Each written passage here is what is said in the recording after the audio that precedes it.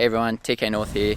This weekend I'm doing some photos for an accommodation listing on Ripperide, so I thought I'd test out the R5 in terms of its stills ability, which I haven't really done yet. I've tested out the video here with my partner Michelle, and we're staying here in Bilpin. So I'm keen to test out the R5 in terms of its photo ability. I've done lots of tests on the video, which for me, I don't really have any concerns with the photos, but I'm super excited to test out some of the things, including the IBIS. I want to see how long I can shoot handheld for at night and get away without using a tripod. So I'm going to test that out here later tonight. Hopefully it's not raining too much because it is forecast to rain most of the weekend, which a lot of the photos may be indoors and it may be in low light. So it'll be a really good test for the R5. So let's jump in and take a look.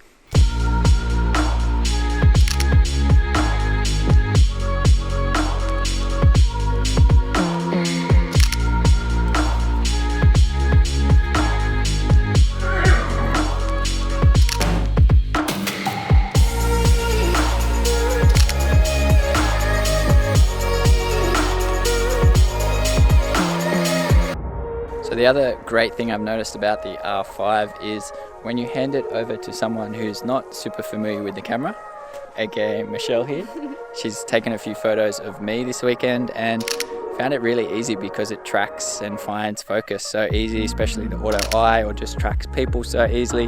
What do you think of the R5 compared to, say, Canon EOS R, which you've also used a little bit of? I literally just have to point the camera at you and just press a button. Yeah, it's a bit easier. I don't have to go and help find focus or do things. So I really like the R5 for that as well, which has been really handy.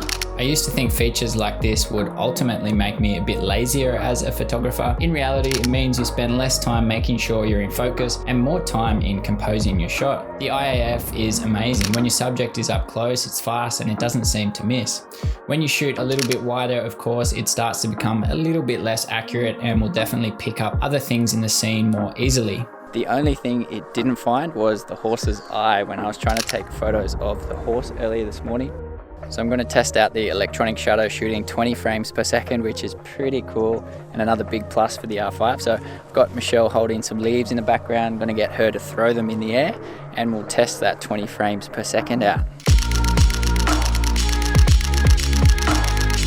So it's definitely a really cool feature having that 20 frames per second. The electronic shutter, you literally hold it down, you don't even know it's shooting and it just fires away 20 frames per second. Obviously going to be super handy for shooting things like anything fast moving objects, animals, a super useful feature.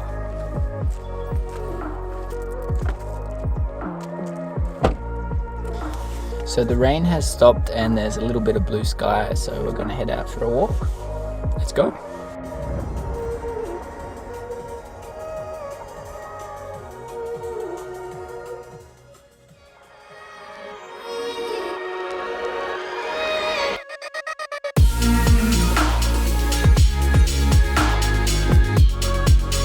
The other big plus for me, especially when going on a bit of a hike like this, is the fact that the R5 does really high quality photo and video in the same body, really reducing the need to carry gear. For me, that's partly why I bought the R5, knowing that it would handle both photo and video so well. So we made it to Walls Lookout, which was about a half an hour walk. It is quite a beautiful spot.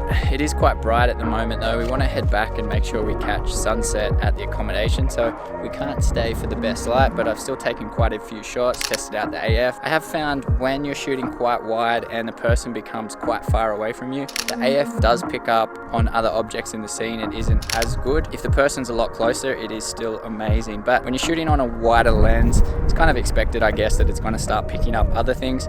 Sometimes it's so good if you've got anything moving in the scene and the person isn't moving, it tends to start tracking that as well. But so far so good. It's pretty amazing and it's a definite improvement from the R. So let's head back to the accommodation. Yes.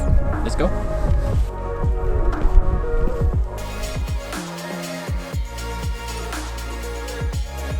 So So I'm going to do a little bit of a test, see how long the IBIS allows for me to shoot handheld, starting at 1/10 of a second, and we'll work from there. So this was shot on a wide angle Tamron EF mount lens that does have lens image stabilization. The R5 doesn't actually allow you to have one off and one on with EF mount lenses. So for this test, I'll have them either both on or both off. Even at 1/10 of a second, the difference was already quite noticeable. With the IBIS on, amazingly, even at half a second, I was able to get a pretty sharp image. It's a bit hit and miss when you have both movement from yourself and the subject, but this definitely means having the IBIS, I'm going to be a lot more comfortable pushing the shutter speed when shooting handheld, which will be great for things like shooting low light events without a flash, and also low light street photography, which I really like to shoot as well. Last of all, just a quick look at the ISO as well, which the R5 performed really well. In combination with the IBIS, this camera is definitely going to be really good in low light conditions. It's a big step up from the R in terms of my initial impressions. So we've had a great weekend away, and so far the R5 has definitely exceeded my expectations for shooting stills. I'm TKNORTH. Remember to check out some of my other videos and don't forget to subscribe. Catch you here very soon. Bye for now. Dare you to touch the fence? Now I'm some chicken. Don't.